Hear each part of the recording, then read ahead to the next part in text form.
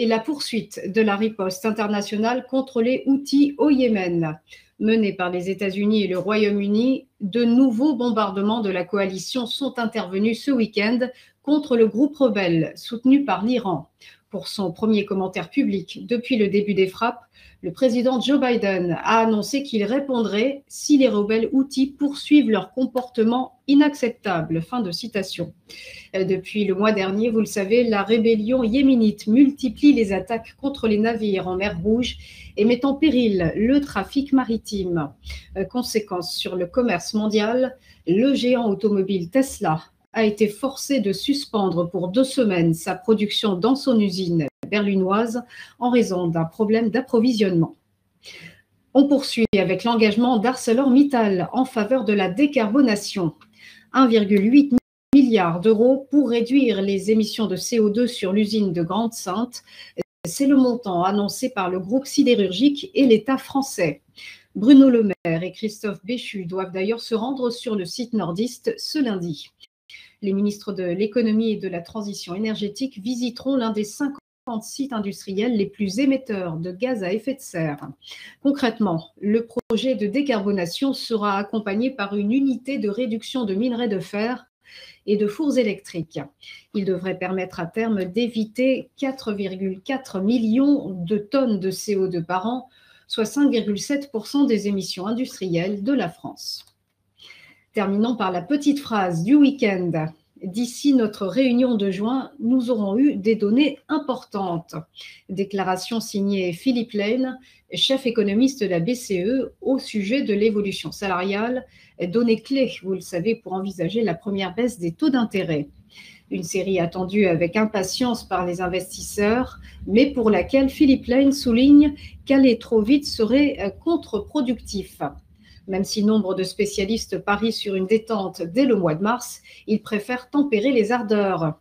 Dans le journal italien Corriere della Sera, le banquier central a souligné qu'une aube trompeuse, un recalibrage trop rapide, pourrait être autodestructeur.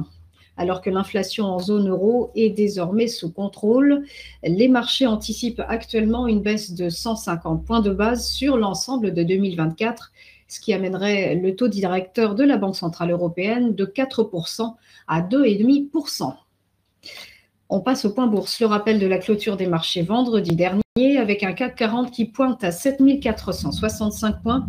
L'indice parisien s'était lancé de plus 1,05%. Il s'agit de sa meilleure séance depuis un mois.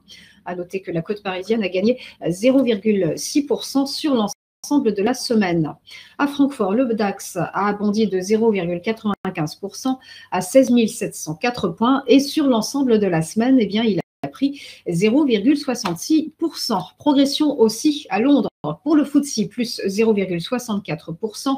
L'indice britannique s'est hissé à 7 624 points et sur l'ensemble de la semaine, ça donne quand même du rouge, moins 1,47%. Du côté de Wall Street, les places sont finies en ordre dispersé vendredi dans un contexte de premier résultat trimestriel. Le Dow Jones a cédé moins 0,31% et en hebdo, eh bien, il perd moins 0,24%. Le S&P 500 a, lui, grappillé plus 0,08%, mais s'étoffe de plus 0,43% sur la semaine. Le Nasdaq composité reste stable, quant à lui, plus 0,02%, mais il décroche la palme sur sa performance hebdomadaire, plus 0,87%.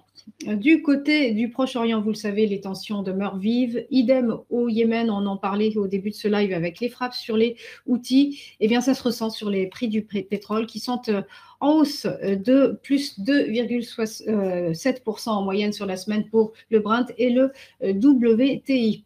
Du côté de l'euro-dollar, eh bien, l'euro reste au contact des 1,10 $ face au billet vert. On y reviendra tout à l'heure, évidemment, avec Philippe Lermy. Et on va terminer par le Nikkei.